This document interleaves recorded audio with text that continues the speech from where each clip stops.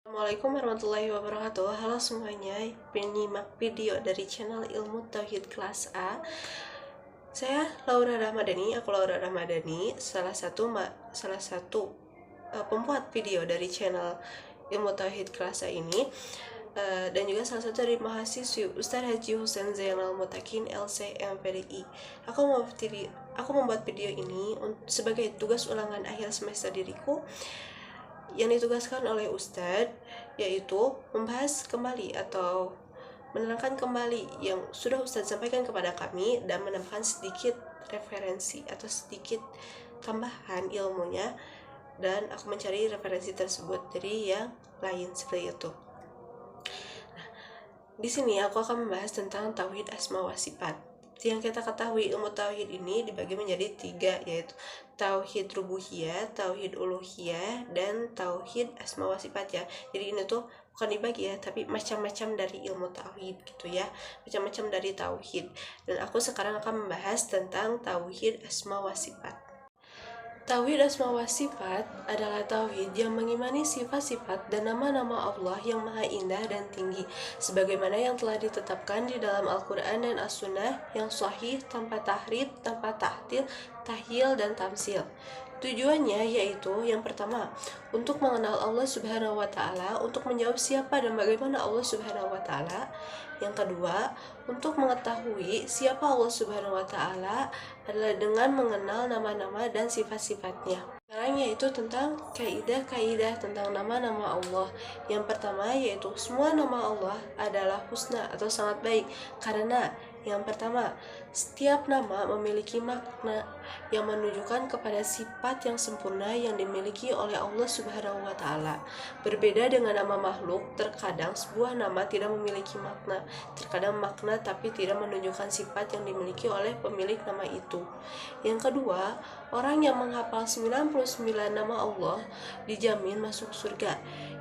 Yang dimaksud ini menghafal adalah menghafal nama Allah adalah dengan meliputi menghafal lafaznya, menghafal maknanya, meyakini dan menjalankan konsekuensinya. Yang kedua yaitu nama Allah adalah zat dan sifat. Disebut alam sebab menunjukkan zat dan asal, karena menunjukkan kepada makna nama-nama Allah dengan melihat yang pertama adalah sama, karena menunjukkan kepada suatu yaitu Allah Subhanahu wa Ta'ala. Dengan melihat tinjauan yang kedua adalah berbeda dilihat dari maknanya.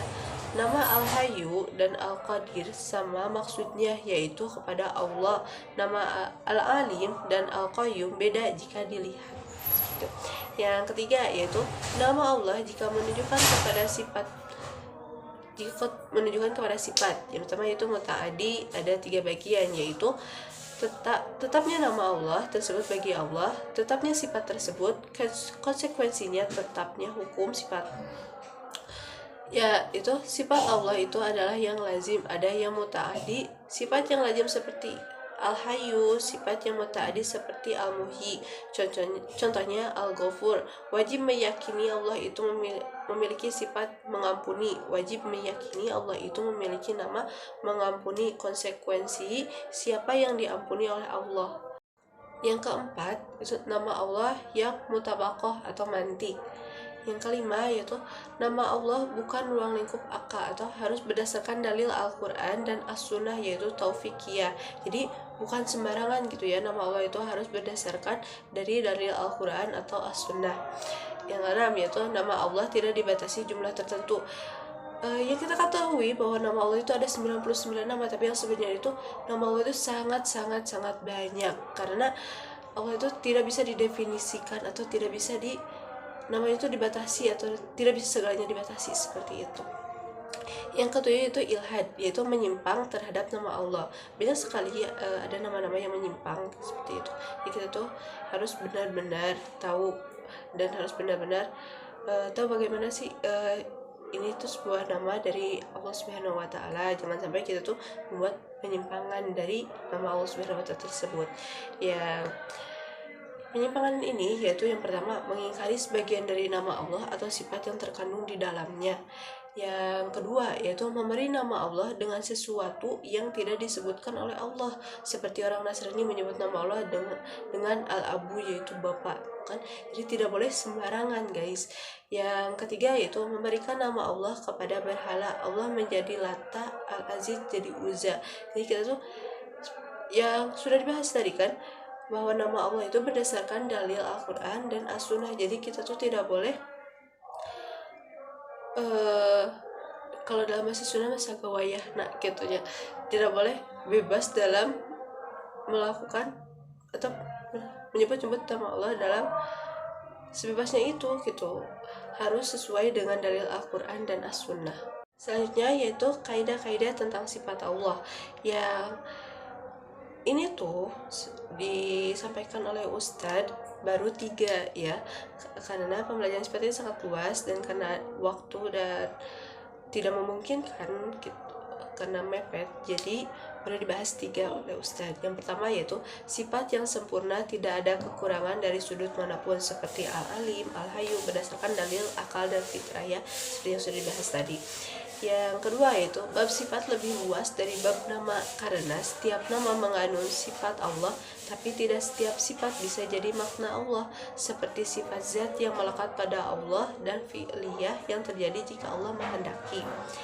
Yang ketiga yaitu terbagi kepada 2, yaitu sifat yang ditetapkan Allah untuk dirinya di dalam kitab atau subutiyah, dan sifat yang Allah ditiadakan untuk dirinya di dalam kitab, seperti sifat jelek sathiyah, seperti al-mautu, yamutu, al-naumu, atau la naumu. Sebenarnya kita lanjutkan ke pembahasannya, itu masih tetap tentang kaidah-kaidah sifat Allah Subhanahu wa taala. Di sini tuh aku menambahkan sedikit ya, bukan menambahkan, jadi ini tuh hampir sama dengan yang disampaikan oleh Ustadz tadi, tapi aku menambahkan kurang lebih sedikit ya. Mohon kritik dan sarannya jika memang ada yang salah. Kalau ada yang salah, aku di sini mengambil dari Abu Asma Andre, dari kaidah-kaidah indah di dalam memahami tauhid asma wa sifat. Nah, dalam e-book ini ya ada 7 kaidah tentang sifat Allah Subhanahu wa taala.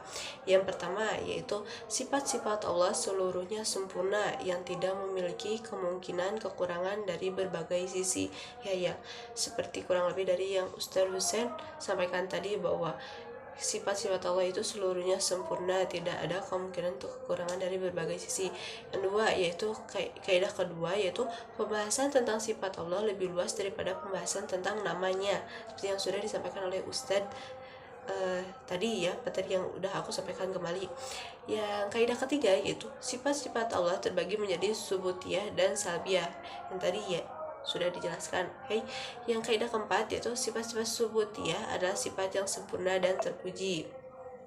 Kaidah kelima yaitu sifat-sifat subutiyah terbagi menjadi fi'liyah dan zatiyah. Kaidah keenam yaitu dalam menetapkan sifat Allah harus dihindarkan dan tamsil dan takyif. Yang kaidah ketujuh yaitu sifat-sifat Allah taufikiyah, tidak ada peran serta akal di dalamnya. Itu kan sesuai dengan dalil Al-Quran dan As-Sunnah, seperti yang sudah kita ketahui. Nama-nama Allah itu sesuai dengan dalil dari Al-Quran dan As-Sunnah, dan sifat-sifat Allah ini juga tidak sembarangan. Ini tuh harus sesuai dengan yang sang pemilik sifat tersebut ya. Terima kasih semuanya, terima kasih kepada semua yang penyimak dari video-video channel Ilmu Tauhid kelas A. Terima kasih sudah menyimak video dari aku. Semoga ilmu ini dapat bermanfaat. Jika ada kritik dan saran, tinggalkan saja di kolom komentar. Oke, penuhi kolom komentar diriku ini jika ada kritik dan saran dari kalian ya, untuk menjadi tambahan kepada aku untuk selanjutnya membuat video ini menjadi lebih baik dan menyampaikan materi ini menjadi lebih baik lagi. Terima kasih kepada semuanya. Wassalamualaikum warahmatullahi wabarakatuh.